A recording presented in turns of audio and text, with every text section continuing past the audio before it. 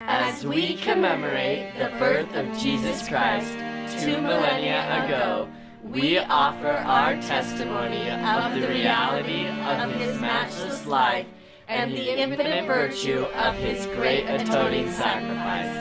None other has had so profound an influence upon all who have lived and will yet live upon the earth. He was the Great Jehovah of the Old Testament, the Messiah of the New. Under the direction of His Father, He was the creator of the earth.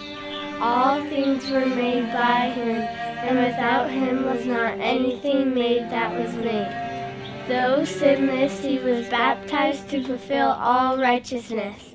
He went about doing good, yet was despised for it. His gospel was a message of peace and goodwill. He entreated all to follow His example. He walked the roads of Palestine, healing the sick, causing the blind to see, and raising the dead. He taught the truths of eternity, the reality of our premortal existence, the purpose of our life on earth, and the potential for the sons and daughters of God in the life to come. He instituted the sacrament as a reminder of His great atoning sacrifice. He was arrested and condemned on spurious charges, convicted to satisfy a mob, and sentenced to die on Calvary's cross. He gave His life to atone for the sins of all mankind.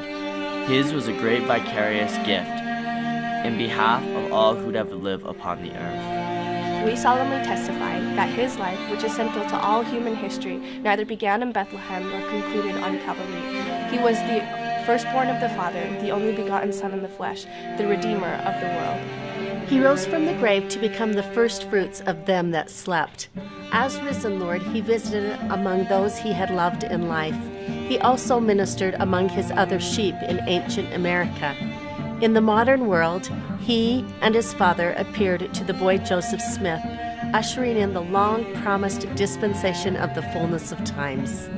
Of the living Christ, the prophet Joseph wrote, His eyes were as a flame of fire. The hair of His head was white like the pure snow. His countenance shone above the brightness of the sun. His voice was as the sound of the rushing of great waters. Even the voice of Jehovah saying, I am the first and the last. I am He who liveth. I am He who was slain. I am your advocate with the Father. Of Him the prophet also declared, And now after the many testimonies which have been given of Him, this is the testimony last of all, which we give of Him, that He lives. For we saw Him even on the right hand of God, and heard the voice bearing record that He is the only begotten of the Father, that by Him and through Him and of Him the worlds are and were created, and the inhabitants thereof are begotten sons and daughters unto God. We declare in words of solemnity that His priesthood and His church have been restored upon the earth, built upon the foundation of apostles and prophets, Jesus Christ Himself being the chief cornerstone. We testify that He will someday return to earth, and the glory of the Lord shall be revealed, and all flesh shall see it together. He will rule as King of kings and reign as Lord of lords. And every knee shall bend, and every tongue shall speak in worship before Him. Each of us will stand to be judged of Him according to our works and the desires of our hearts.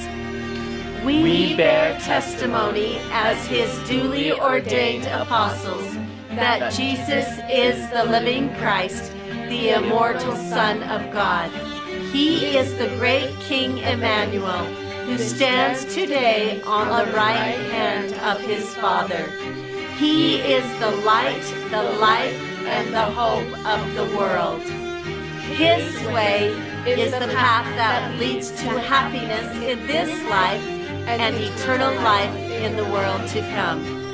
God be thanked for the matchless gift of His divine Son.